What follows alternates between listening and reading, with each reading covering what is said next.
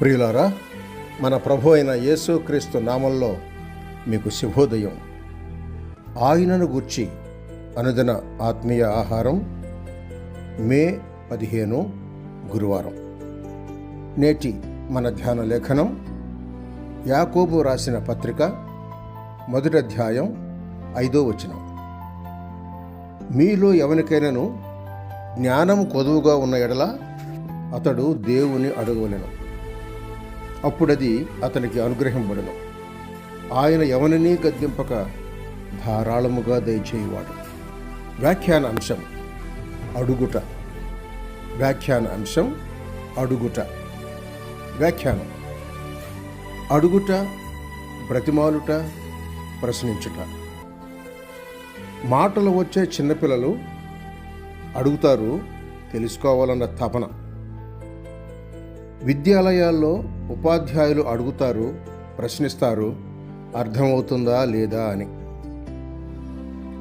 కీర్తనల గ్రంథం 19వ కీర్తన 9 నుండి 11, 119వ కీర్తన 62 వచనాలలో న్యాయ విధులు ఇచ్చిన దేవుడు మత్తయి సువార్త 5వ అధ్యాయం 7వ వచనంలో కనికరము గలవారు ధన్యులు, వారు కనికరము పొందుదురు అన్న ప్రభువు దీన మనస్సు అనే వస్త్రంతో అలంకరించుకోమన్న ఆయన మీకా గ్రంథం 6వ అధ్యాయం 8వ వచనంలో మనుషుడా, ఏది ఉత్తమమో అది నీకు తెలియజేయబడి ఉన్నది, న్యాయముగా నడుచుకునుటయు, కనికరమును ప్రేమించుటయు, దీన మనసు కలిగి నీ దేవుని ఎదుట ప్రవర్తించుటయు, ఇదే కదా యెహోవాను అడుగుచున్నాడు అని అంటున్నాడు.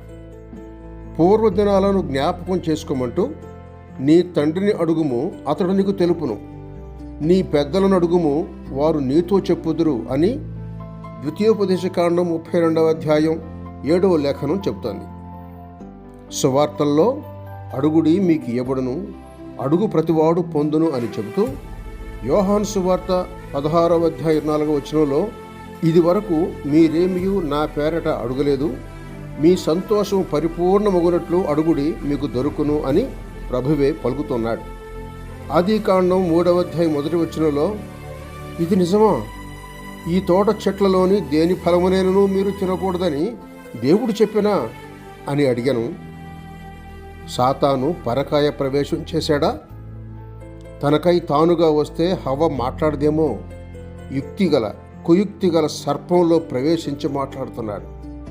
ఈ అడిగే విధం తిరుగుబాటుతనం. 2వ కొరింథీ పత్రిక 11వ అధ్యాయం 3-14 వచనాల్లో కొరింథీ విశ్వాసులను మేల్కొల్పుతున్నాడు. సాతానుగారాడు, పాపాన్ని పాపంలాగా, చెడును చెడులాగా కనిపించనీయుడు, తనను తాను వెలుగుదోతలా మెరిసిపోతూ మురిపిస్తూ ఆకర్షిస్తాడు. దేవుని వాక్కును త్రోసిపుచ్చడం అతి సహజంగా, బుద్ధికి అనుగుణంగా అనిపించేలా చేయగల మోసకారి. పాపాన్ని నీతి న్యాయాల్లా కనిపించేలా చేయగలడు. సత్యాన్ని అబద్ధంగా, అబద్ధాన్ని సత్యంగా, చీకటిని వెలుగుగా, వెలుగును చీకటిగా కనిపించేలా ప్రయత్నం చేస్తున్నాడు. ఈ ప్రయత్నం చాలా వరకు విజయవంతం అవుతోంది. ఈ విషయంలో యెషయా గ్రంథం 5వ అధ్యాయం 20వ వచనం వారికి శ్రమ అని హెచ్చరిస్తోంది.